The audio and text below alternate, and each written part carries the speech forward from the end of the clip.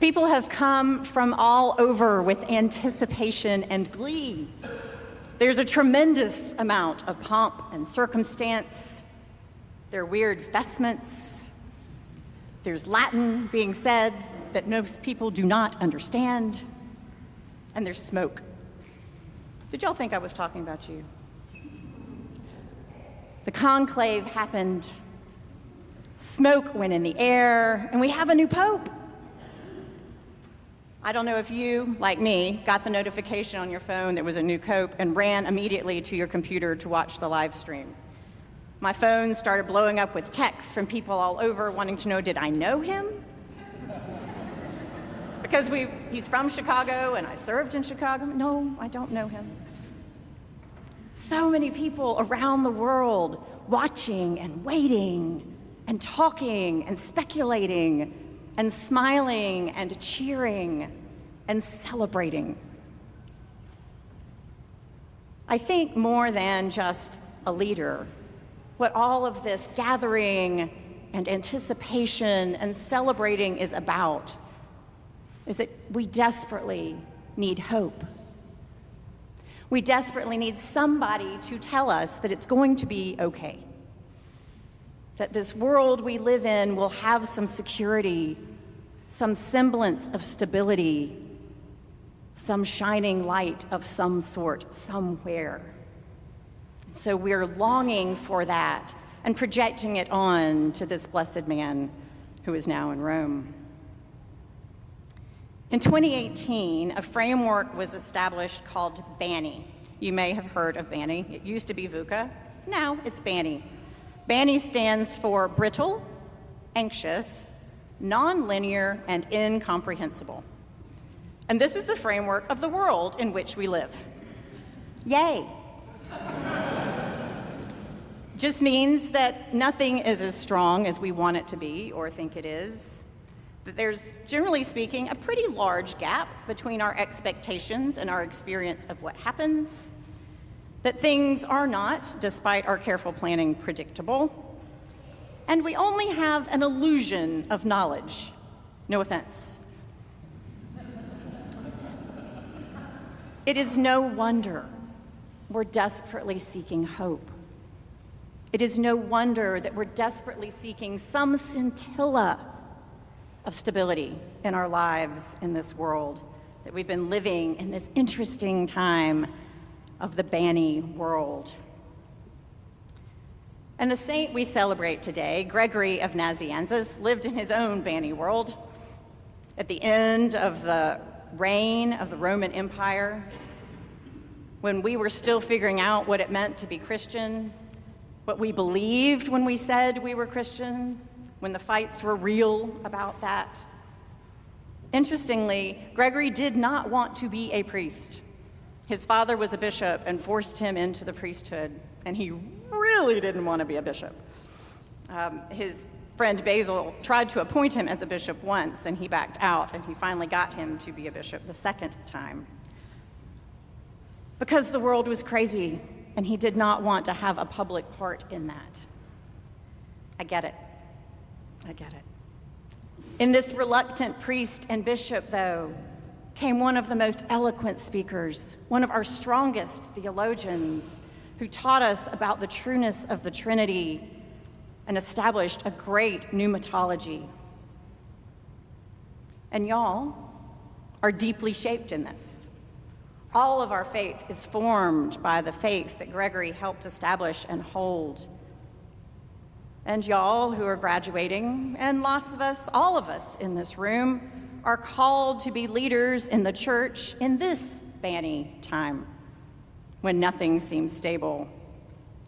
There is no true knowledge that we can put our hands on, and everything is incomprehensible. So whether your parents forced you into this, or you ran away far as you could like Noah and found your way back, spit out of a beast or not, or whether people saw something in you and asked you to do a thing that seemed beyond your grasp, like Leo is finding himself in, or some mixture of the above, you're all here to be leaders in the church in this time.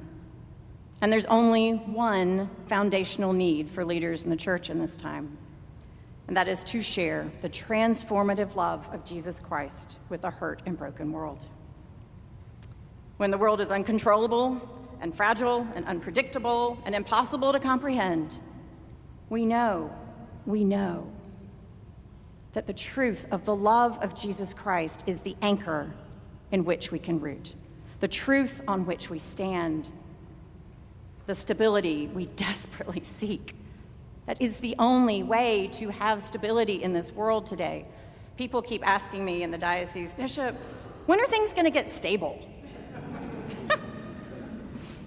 And I giggle and say, have you talked with Jesus lately? The Ephesians reading tells us that Jesus is our stability, is our strength. Jesus is our root. Jesus is the peace that we seek. Jesus is the only way and truth and life to help us anchor. Gregory knew this. Gregory, at his core, was a practitioner of his faith. At his core, he was meditative. He was a contemplative. He sought silence. When he left his bishopric, he went back to practicing extended periods of silence in prayer and meditation, deeply seeking a deeper understanding of Jesus. Because only when we devote ourselves to that kind of prayer, only when we turn our lives inside out so that prayer is the core, can we be articulate about our beliefs. It is out of that very centeredness that came this theology that we hold today. Because you cannot talk about the fullness of the Trinity unless you know the fullness of the love of Jesus in your heart, mind, body, and soul.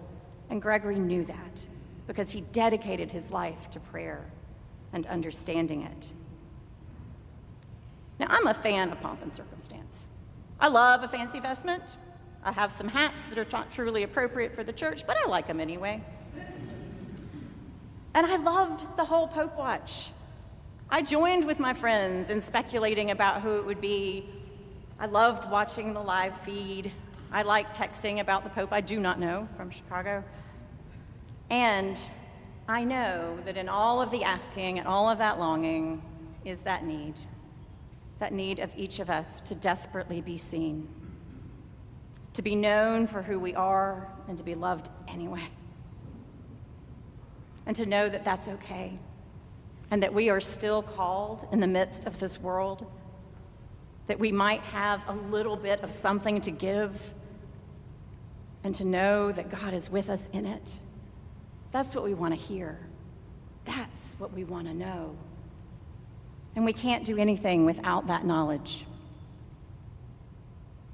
You, especially you, are called to help people see Jesus. You're called to help people know that they are beloved children of God above all else. That despite what you see in the world, love does win. In your hearts, in your minds, in your souls, and in the end. That is our call, to share that love. It's a beautiful and ridiculously hard calling. When everything about the world says that love is not present, when everything about the world says it's just upside down and scary, to stand in the midst of that turmoil and declare otherwise. And it is my experience that you cannot do that unless your life is rooted in prayer, unless you give of yourself time every day to acquaint yourself again with the Word, and to let the transformative love of Jesus fill your heart, to remind you of your belovedness. Because when you believe it, when you let yourself, maybe for a minute, believe it, somebody next to you is going to believe it too. And then the next person is going to believe it, and then the next person is going to believe it, and the world will shift on its axis. Because without it, all the knowledge in the world, all the pomp and circumstance, and yes, even all the fancy vestments, will not share the love of Jesus. It is our hearts our minds, our souls, our stories of how we have been transformed, our stories of how we know we are loved despite all of the things. I've got my own long list. God loves me anyway. God loves you anyway. It is only the deep, abiding, transformative love of Jesus that will change this world. I'm grateful for Gregory's example of prayer and contemplation, to join with the knowledge we have, to enter into this banny world that is so, so scary. You have the gift within you, all of you, because you are all beloved children of God. God's light shines in each and every one of your hearts and souls. And I want to leave you with the prayer from Ephesians, because I can think of no more beautiful word. I pray for you that according to the riches of God's glory, God may grant that you may be strengthened in your inner being with power through God's Spirit, and that Christ may dwell in your hearts through faith as you are being rooted and grounded in love. I pray that you may have the power to comprehend with all the saints what is the breadth and length and height and depth, and to know this love of Christ that surpasses knowledge, so that you may be filled with the fullness of God.